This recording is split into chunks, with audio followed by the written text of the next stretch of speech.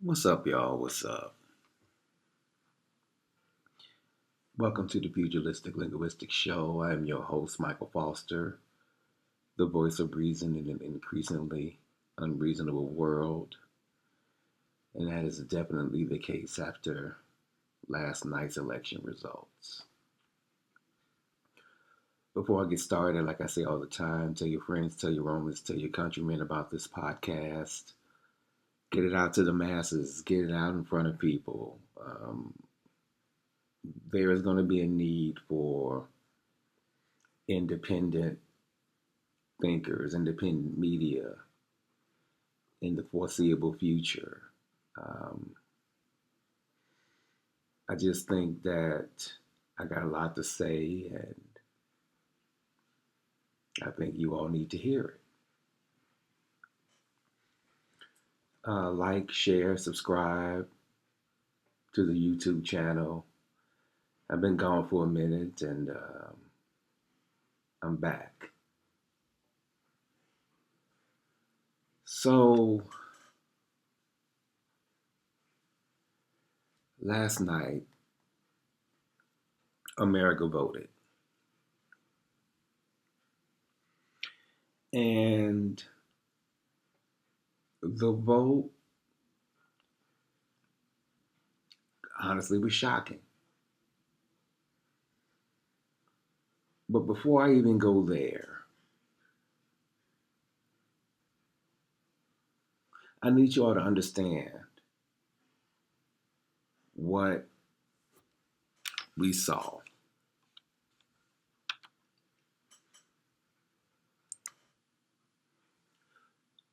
Notice that I'm not on video today. I normally have a face for radio. I say this all the time. I've got a face for radio. I definitely have a face for radio on a good day. 8 hours of sleep, bright-eyed and bushy-tailed day. I got a face for radio. I'm definitely not bright-eyed and bushy-tailed today. I didn't get much sleep last night. This has impacted me in ways that I'll get into. For me, this was more than just an election, and this is beyond the obvious, whatever. So, the post-mortem. There are going to be a lot of think pieces, a lot of articles written by historians and textbooks and all this about this Trump era. Trump era being the last 10 years, I'd say, of politics. And there are going to be a lot of hand wringing, and there's a lot of be in depth stuff, and what's it all mean? What's it all about? What is ultimate? Because I was watching Morning Joe this morning, and now the Democrats need to rethink their strategy about how to run races and all this stuff. Whereas 48 hours ago, Kamala had run a great campaign. See, the thing about talking heads they just talk. They don't listen to what they say. That's why they call talking heads and not listening heads. Now, by all objective measures, Kamala Harris ran almost a flawless campaign. She was the right candidate with the right message. She slaughtered Donald Trump during the debate. She had more comprehensive policy. She had everything, yet it still didn't matter. And I want you to focus on that last sentence. Yet it still didn't matter. Now, for people who do this for a living, who look at, presidential campaigns or they said she ran a flawless campaign. Yeah, I mean, yeah, she had some missteps. We all have missteps, but 97% flawless campaign. Whereas Donald Trump couldn't wait to shoot himself in the foot every 5 minutes. Yet it didn't matter. You know why it didn't matter? I'll give you three guesses and the first two don't count. Kamala was the right messenger with the right message at the right time, and it still didn't matter. Why? Because she's still a black woman in America. And I don't care how progressive we think we are. We elected a black man. Look at Obama. Yeah, well, Bush is so screwed up that we just tried a black man. So that wasn't really a badge of honor. At the end of the day, it's no deeper than there is still a segment of this population in this country that will not elect a woman, let alone a black woman. Period. Now, you may not like it. I'm gonna give a damn if you like it. Where's the lie? Look, I think I saw a stat that said like white women made up like 38%. No, babe, white women voted for Kamala Harris. Let me get it up. White women voted for Kamala Harris at a 31% clip. White men, a 29% clip. So 69% of white women voted for Donald Trump this year. In the year of our Lord 2024, 69% of white women voted for Donald Trump. Donald Trump, who 3 times married,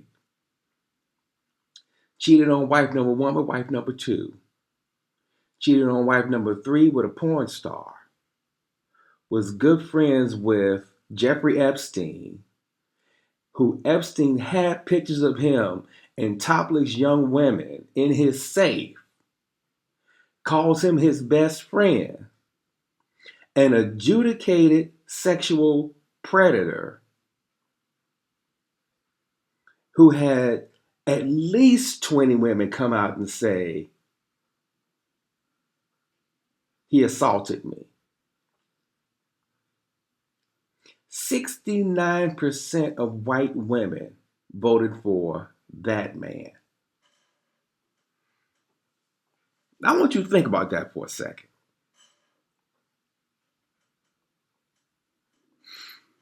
What does that say about America's women?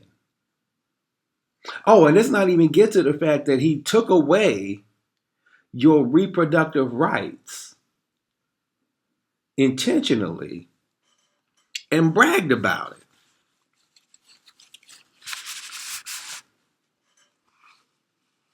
Let's just talk about that. Let's just go there.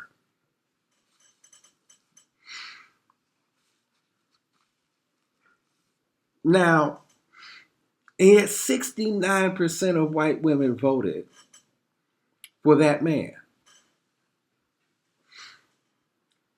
Now, let's just stop and think about that for a second.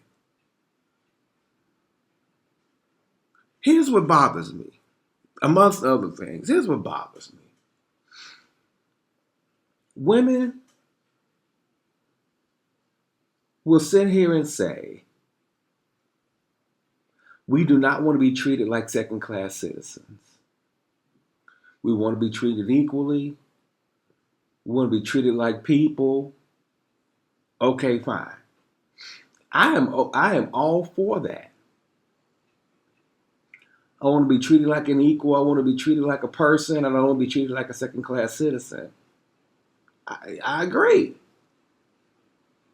You may hear the rain. It's been raining here for 2 days solid. I think that's some kind of metaphor for how I'm feeling. But anyway,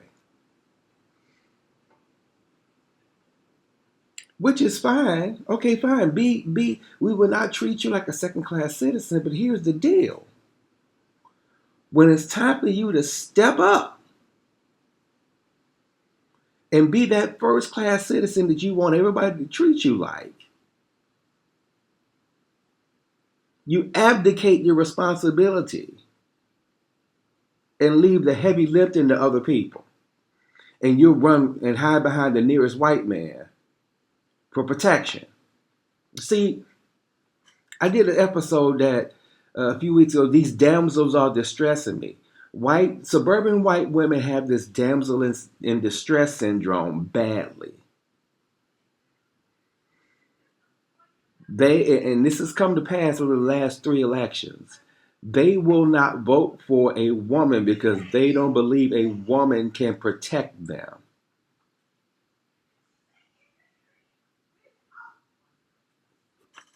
They don't believe a woman can protect them. So what do? They run behind the nearest white man for protection. That white man happens to be Donald Trump. He's the recipient of the damsel in distress syndrome. But you're going to sit here and say you don't want to be treated like a second class citizen. You don't want to be, treated as less than. But when it's time for you to step up and be more than, you run behind the nearest white man. You can't have it both ways. You can't have it both ways. It's not depressing. It's angering because you're actively voting. And you know what makes me mad, and what I guess what makes me really mad about the whole thing is the fact that subsequent generations of women will have less rights than you, and you don't seem to care. Okay, let's take abortion rights for example. You may be beyond childbearing age, so abortion may not be your issue. You could be fundamentally against abortion for you. But because you're against it, nobody else has that right. That woman has to bleed out in the parking lot because she can't get the reproductive health care that she needs in your oppressive ass state. So she's got to drive 5 hours to another state and hope she doesn't get septic between now and then. Because you don't want to step up and vote for your interests and your sisterhood and your sister's interests. See, the whole thing is this. It ain't just abortion, it's birth control. See, when the abortion argument comes up, everybody looks at it as like birth control. It ain't always just birth control. It ain't always like that. Sometimes it's necessary. But the bottom line is, you as a woman should say, this is my body. I should have the right to do what I want to do with it. The government does not need to be in my uterus. But you're such a damsel in distress that you're willing to trade off your freedoms for so-called protection from a man that you need protection from.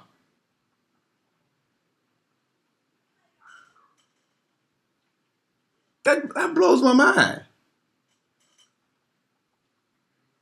You all are ill-equipped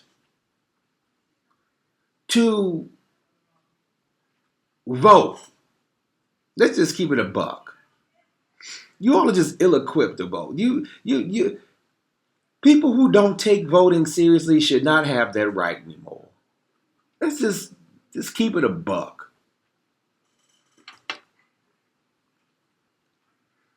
But the second biggest issue, the second biggest reason Kamala lost after running what's universally considered an almost flawless campaign. Let's not lose sight of that issue. Now everybody wants to come up with excuses or immigration or the economy was bad. Well,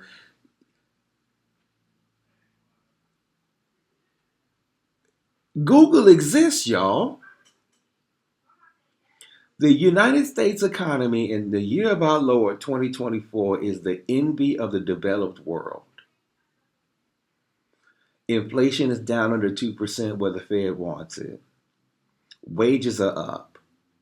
The stock market is hitting record highs, which means your 401k is up. The job market is at an all-time low. What economy is Donald Trump truly going to fix? Donald Trump is going to do what he did in 2016. He inherited Obama's economy, which was supercharged. He inherited Obama's economy, which is supercharged, and take credit for it.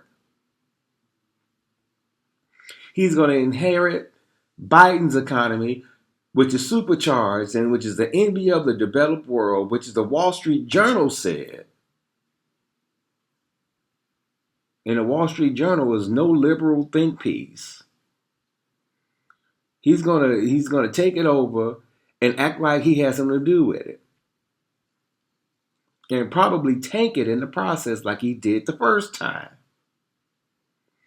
Because if you look at his economic policies, 32 independent economists said his economic plan is going to run the debt up to trillions of dollars and slash the GDP by almost 9%, which was double the Great Recession in 2008. This is what economists are saying. I don't do this for a living. That's what they do for a living. Yet, the economy is in the crapper. Well, groceries are too high. Yes, they are. How about we place the blame for that at the feet of where it belongs? The companies that are making record profits off of those high-ass prices. Think about it. Let's think about this critically. If the prices of goods, the prices of groceries were truly due to inflation, then companies will not be making record profits. They'll be making just their regular money off of it. They're making record profits because they're charging record prices, and the prices that they're paying for it are lower. I'm no economist, but common sense is common sense.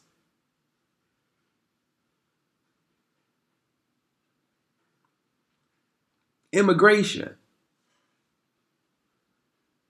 We had an immigration bill. Donald Trump killed it.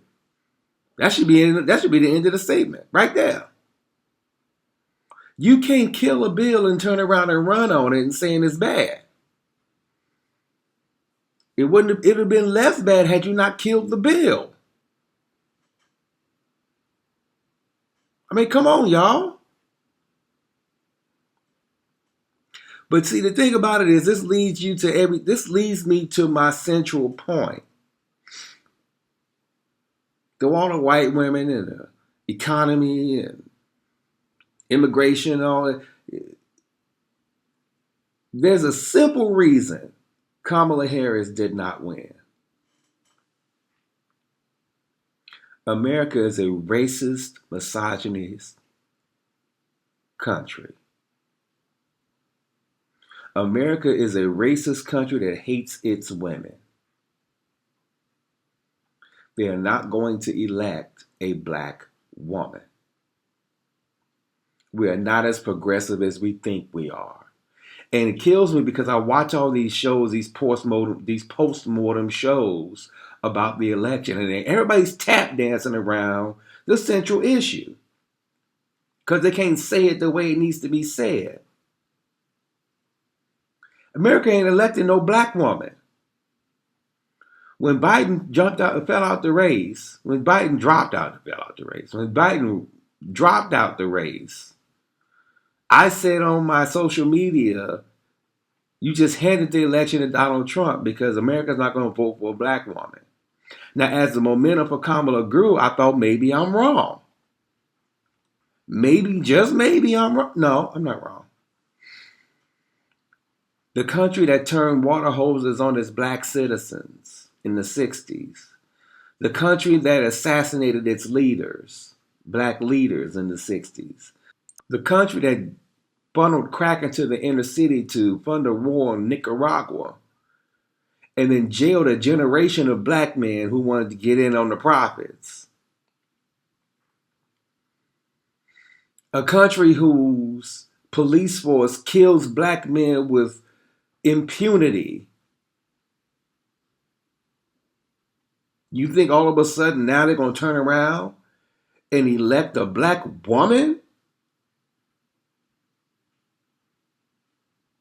Again, I started to think I was wrong. As the momentum grew and the momentum shifted and momentum started to look like, oh, maybe she got a chance. I started to think, okay, cool, maybe I'm wrong. No, I'm not wrong.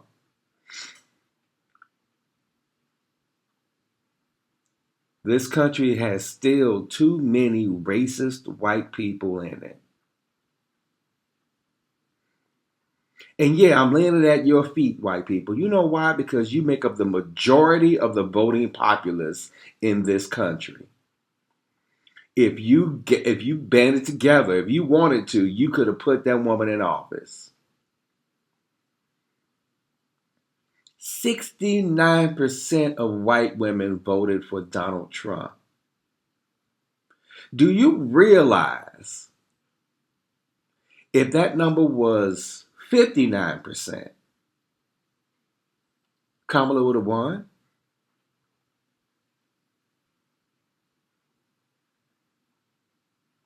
59%. It didn't even have to be 50-50.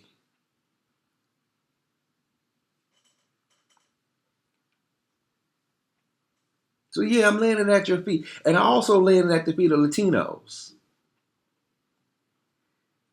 I don't know what the hell y'all thinking.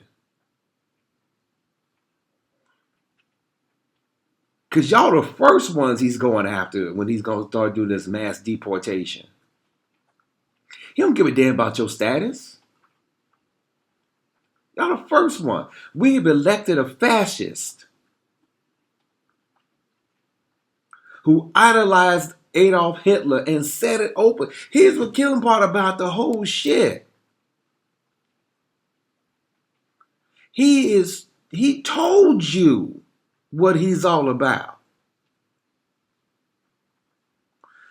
He's saying the quiet parts out loud. And you still voted for him. That leads me to believe that you all believe the same shit he believes. I said it in 16. Donald Trump won because he hated the same people you hated.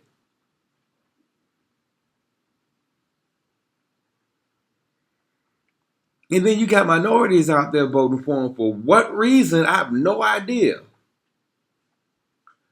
Because at the end of the day, hell, at the beginning of the day, you the first ones he gonna deport. You could have been born here, and if your last name is Gonzalez, he's getting rid of your ass. You know it, I know it.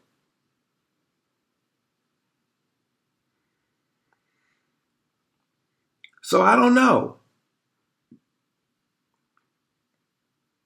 We've got no choice but to get through these next 4 years. These next 4 years are going to happen.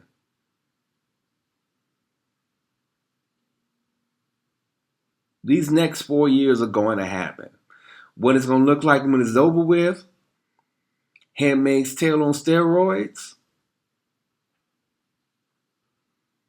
Probably. But remember, you asked for it. Remember, This is what you wanted. He hated the same people you hate. So you were okay with overlooking everything else. This man has no policies. He's got concepts of a plan. He said that.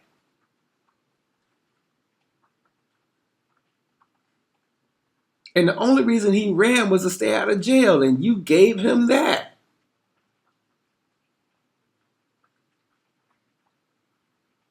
So I'll put this on you. I'll lay this at the feet of white people and Latino women, women in general. You all disappoint me. This was your opportunity to step up and put your money where your mouth is. And you chose the path you always choose, to hide behind the nearest white man for protection. You ain't got to like what I say, but point out where the lie is. Remember, 69% of white women voted for Donald Trump.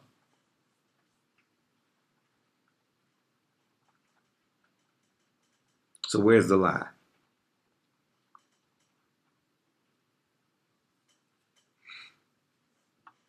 All right. I had to wait before I put this out there because I take some of the anger out my voice. Because had I recorded this as I was thinking it, it'd have been a whole lot worse.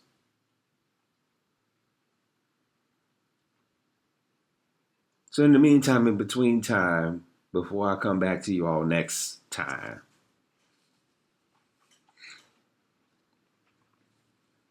I mean, we got to take care of each other.